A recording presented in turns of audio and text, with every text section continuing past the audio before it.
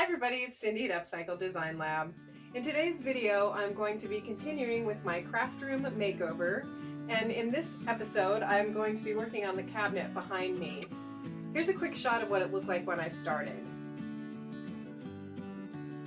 So you can see that I have put a coat of paint on it. I started with primer paint because this was kind of one of those cheap Formica cabinets, and then I put the gray paint on to match my tin can closet door. If you missed that episode, be sure to check that out. For today's video though, I'm going to be mostly concentrating on this side of the cabinet. What I want to do is create a space where I can store my craft projects as I'm working on them. I always seem to have multiple projects going at one time, and they tend to just clutter up my entire craft room. So I thought it would be good if I had some boxes to store some of the stuff in so that I could actually put it away and get it back out pretty easily. So to do that, I'm going to be using some more cardboard and more tin cans. So the first step in this process was to measure the depth and the width of my opening here, and then I cut some big pieces of cardboard, hopefully you can see this, to fit into this space for a shelf.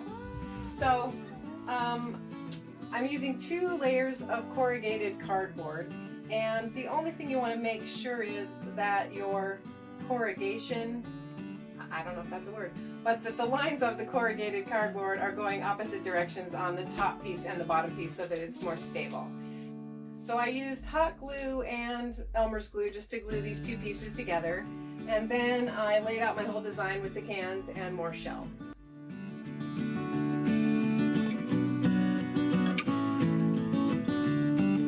So here's the general layout. I'm using some different size cans and some different size boxes and the box lids from different reams of paper. In some cases I trimmed the boxes down a little bit to make the heights different. But basically I have about 7 boxes for my storage space on different craft projects. And then this top shelf I have for some really small projects. So if I have jewelry projects and things, I have some small boxes for that. And then a little bit of storage space for some other crafting tools. So now the main objective is to just make it look a little bit better and to put some labels on the boxes so that I can tell what's in them.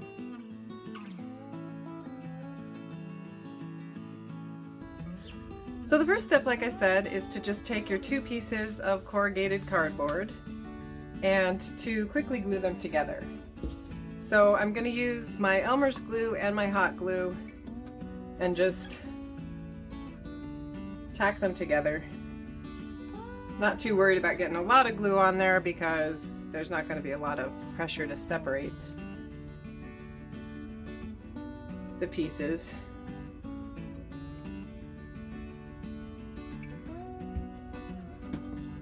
And I've said this before, but I like to use the hot glue and the Elmer's glue in combination just because with the hot glue I don't have to wait for the Elmer's glue to dry.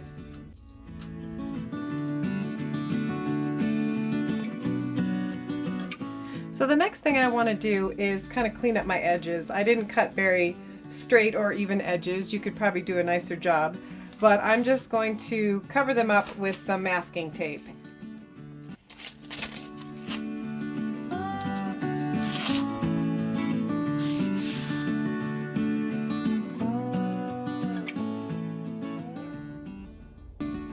So to prep my boxes, I want to kind of shore up the corners a little bit, so I'm going to use some masking tape to cover the edges. And then I want to add a little bit of support to the box. So I've cut some cardboard pieces and I'm just going to fit them in there and hot glue the pieces in using some Elmer's glue and some hot glue to kind of stabilize both ends of my box.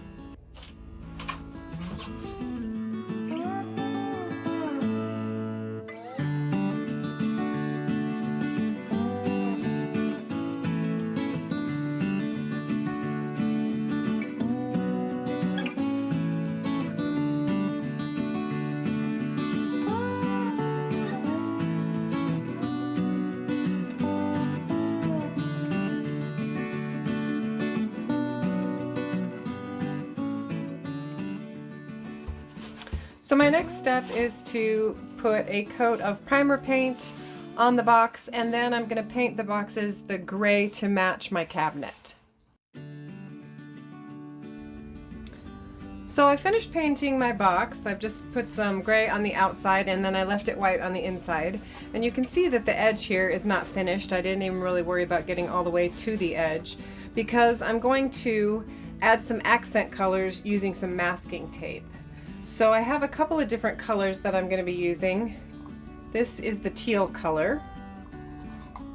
And in order to make my masking tape colors, I have some parchment paper here. And I'm just going to lay the tape across the parchment paper and stick it to the table so that I keep the tackiness of the tape for the sections that I'm going to apply to the box.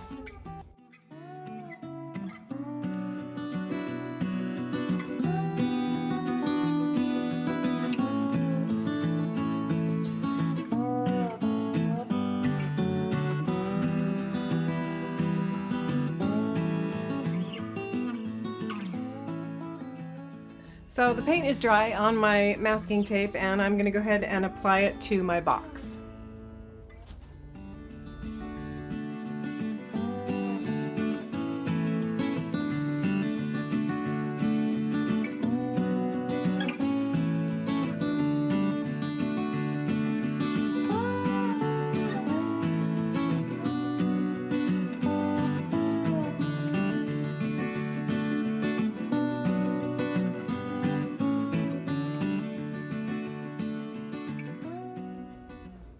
So here's my finished box once it's taped. All I did was take one piece of tape and wrap all of the edges, and then I took one more piece of tape to make a nice smooth clean edge all the way around. So here's one of my shelves that I've also painted with the primer paint and the gray paint, and my next step is to cover the edges the same way as the box with some more colored tape.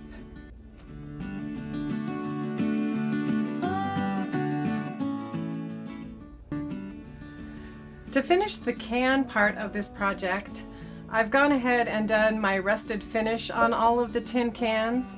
And if you're interested in how I do that, you can click on the video link in the corner right now. And I will also put the link in the comment section of this video. So I'm starting with my rusted cans, and I'm just using a paper towel and a little bit of the paint. And I'm just going to kind of dab it on. If I need a little bit of water to water it down, I will do that, but I'm just going to kind of put a little bit of color on the can, but still leave the rusted looking finish on it.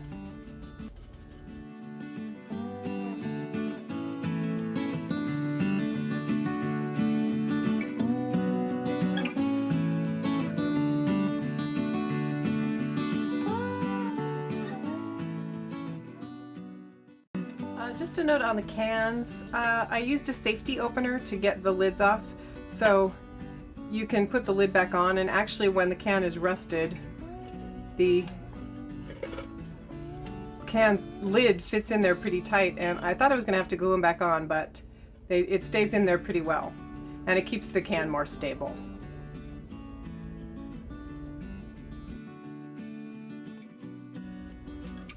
So as I mentioned, I want to be able to put some labels on my boxes, but I want to be able to switch them out. So I'm going to put a little metal plate on the box and then use some magnets to hold the labels on. And to do that, I'm using some more tin cans that I've rusted, and I've just cut into sort of a rectangle shape using some tin snips. And also I flattened out a bottle cap and cut it in half for the ends. And then I have some more thumbtacks that I've also had the rusted finish put on them. If you're interested in a little bit more detail on cutting the cans, you can check out my tin can closet door facelift video, which is in the corner right now. It's really simple to apply these to the box. You can just punch the thumbtacks right through. I'm putting a little bit of E6000 glue on each of them because I don't want them to pull out as I'm, you know, pulling the magnets on and off. But I'm just going to go around the edges, and then I'm also going to add my little ends here.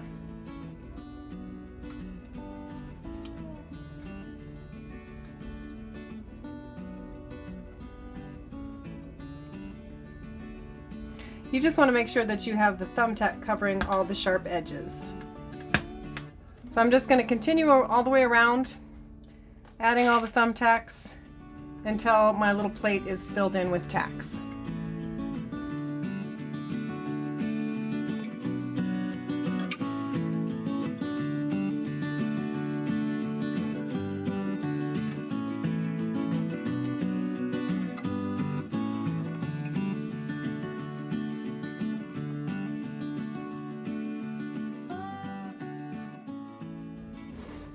So to finish my little metal plate, I'm going to go ahead and add the patina paint just like I did on the tin cans.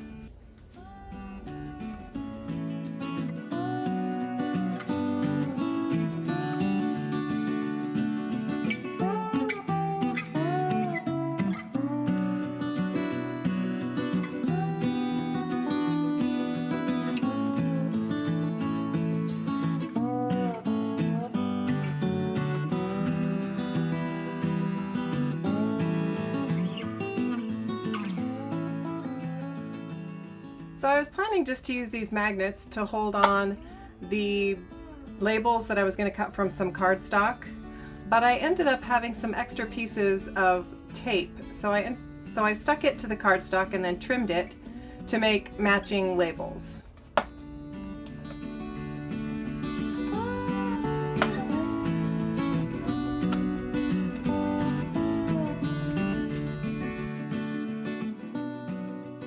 The last step is to finish and seal the metal, and to do that I'm going to be adding a coat of the Minwax High Gloss Polycrylic.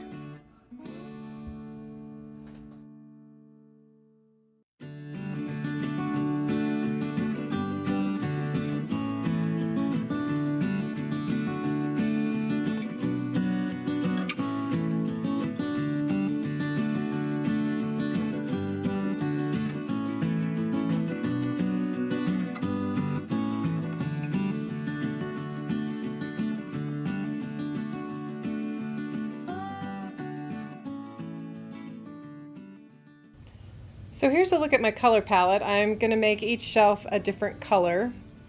And I did change tacks here a little bit midstream. I was using masking tape, but I switched to the painter's tape because it just got a better, the masking tape was kind of tearing and it didn't work as well. So I switched to the painter's tape, which comes off much cleaner and still has plenty of adhesion to stick to the boxes.